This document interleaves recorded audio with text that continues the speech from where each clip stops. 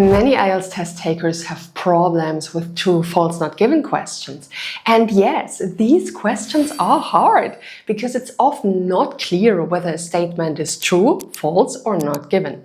But to get a high IELTS reading score, you must know how to solve them. And this is what I'm going to teach you in this video. We solve true, false, not given questions together, step by step. And I show you how to figure out the correct answers. By the way, guys, if you are going to take your IELTS soon, check out my IELTS materials. There I teach you everything you need to score high. I show you step by step how to give high scoring answers. And of course, we do many practice tests together, so you will feel confident for your test. You can find the link to the IELTS materials in the description box. And now let's get started. We will start with reading the instructions. That's the most important thing in the beginning. You need to read the instructions because the instructions tell you what you have to do.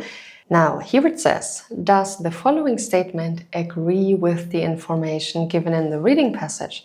In the box on your answer sheet, write true if the statement agrees with the information, false if the statement contradicts the information, and not given if there is no information on this. And here you can see the statement. Let's read the statement. What does it say? Pedro Agudelo was one of the foremost mural artists in Italy. Is this statement true, false, or not given? Let's figure this out. Let's have a look at the passage. And we start reading from here. Although he was also a talented sculptor, Colombian artist, Pedro Nel Gomez Agudelo is best known for his fresco murals. He graduated with a degree in civil engineering before moving to Florence, Italy, to receive a classical art training. So we have several keywords in this passage, guys. Here it says, Pedro Nel Gomez Agudelo. So this is a name and we can find this name here. The statement also includes the word Italy, and it says Italy here, because he moved to Florence, Italy, to receive a classical art training. But these sentences don't say that he was one of the foremost mural artists in Italy, so let's continue reading. Using those techniques, he produced over 2,200 square meters of frescoes, establishing himself as one of the most prominent and prolific artists in his country during his lifetime. This is interesting, guys, because here the passage says that he established himself as one of the most prominent and prolific artists in his country during his lifetime. And the statement says that he was one of the foremost mural artists in Italy. Now, he obviously was one of the foremost mural artists because here it says, as one of the most prominent and prolific artists. This is paraphrasing, so this means foremost mural artists. But was he one of the foremost mural artists in Italy? The passage says that he was one of the most prominent and prolific artists in his country. And where was he from? He was from Colombia, because here it says Colombian artist Pedro Nel Gomez Agudelo. So the passage doesn't say that he was one of the foremost mural artists in Italy. It says that he was one of the foremost mural artists in Colombia. The passage talks about Colombia and not Italy. And many IELTS students think, oh, this statement is false because the passage doesn't say that he was one of the foremost mural artists in Italy. Guys, that's wrong. The passage doesn't mention Italy. It only talks about Colombia. It mentions Italy in a different context by saying that he went to Italy to receive a classical art training here. But this doesn't refer to him being one of the foremost mural artists in Italy. The passage simply doesn't talk about that. And what's the correct answer if the passage doesn't talk about it? The correct answer is not given. It's not wrong because the passage doesn't say that he was not one of the foremost mural artists in Italy. It doesn't tell us anything about that. We have no idea about his status in Italy. We only know that he was one of the foremost mural artists in Colombia. So the correct answer is not given, and that's what I'm going to write down here. By the way, guys, if this video is helpful to you, hit the like button. Also, comment down below whether you want more IELTS reading practice tests.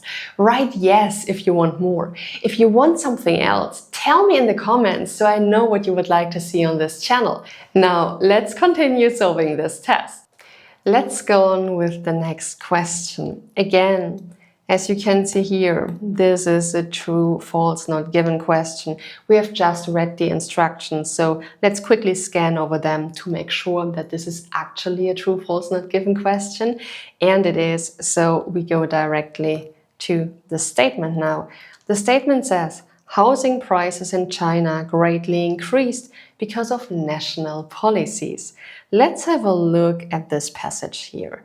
So, where does the passage talk about housing prices? I can see the word housing here. So let's start reading from here. Due to various government initiatives, China experienced a large housing bubble in the first part of the 21st century. This sentence talks about a housing bubble.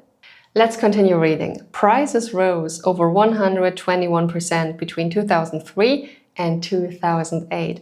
So prices rose. And while there was a brief decline after that point, prices escalated again around 2015. Now, we know that there has been a price increase, but we don't know the reasons yet. So let's continue reading. 69 out of the 70 largest cities reported increases. In Shanghai, real estate investment became extremely profitable and many speculators entered the market. In fact, used housing skyrocketed by 8.31% in the single month of October 2015. So, let's again have a look at our statement. Housing prices in China greatly increased because of national policies. Where does the passage talk about national policies? Here it says, due to various government initiatives. Government initiatives are national policies, right? And it says that China experienced a large housing bubble because of that. So the statement seems to be true, right? That's what the passage says. Then the passage describes that prices rose and goes into detail, gives a few numbers. And here it also says that many speculators entered the market. But the passage doesn't say that that was the reason the prices increased. It only says many speculators entered the market. So the prices increased due to various government initiatives. So our statement is true. That's what the passage says. It agrees with the information given in the passage. Awesome, great job. Let's go on with the next question. Again, it's a true, false, not given question. So let's have a look at our statement here. What does it say? At least 3 countries decided not to continue following the Kyoto Protocol. So at the moment, we have absolutely no idea what the passage is about. So let's have a closer look at the passage to see whether the statement is true, false, or not given. So we're looking for the Kyoto Protocol, and we need to find out whether at least 3 countries decided not to continue following it. Here it says, the Kyoto Protocol is an international agreement that was passed in 1997, with targets to reduce global greenhouse gas emissions. Then the passage goes on saying that 38 developed countries signed that they would commit to specific limits, and other areas that were less developed agreed to reduce as much as possible. The final sentence says, by the end of the first goal period in 2012, all the countries with specific commitments had reduced emissions, but a few, including Austria, Norway, and Spain, failed to reach their targets. The statement says, at least 3 countries decided not to continue following the Kyoto Protocol. Can we find that in the passage?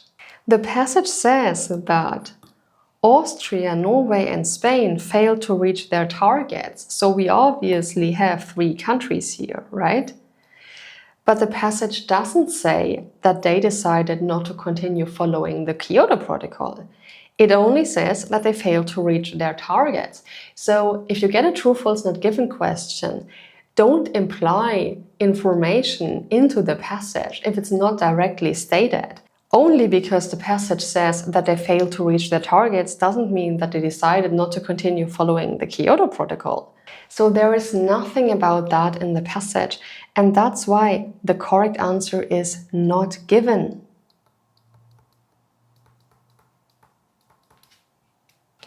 And actually, guys, here it also says that all the countries with specific commitments had reduced emissions here. But a few had failed to reach their targets. So they had reduced emissions, which suggests that they decided to continue following the Kyoto Protocol. So that's it. We are done with these 3 true, false, not given questions. So what do you do if you get a true, false, not given question in IELTS reading? The first thing you do is you read the instructions very carefully. Second, read the statement very carefully and look for keywords or look for words that may be paraphrased in the passage. Go to the passage and scan for the relevant information. And then read the passage very carefully. Don't imply any information. If it's stated in the passage, it's stated. If it's not stated in the passage, it's not stated. Don't make the mistake of implying information where there is no information given. And then figure out whether the correct answer is true, false, or not given. This is how true, false, not given questions work. I hope you guys liked this video. Don't forget to like, subscribe, and hit the bell icon so you're notified when the next video comes out. Also, share this video with your friends so they can improve their IELTS reading score too. See you in the next video.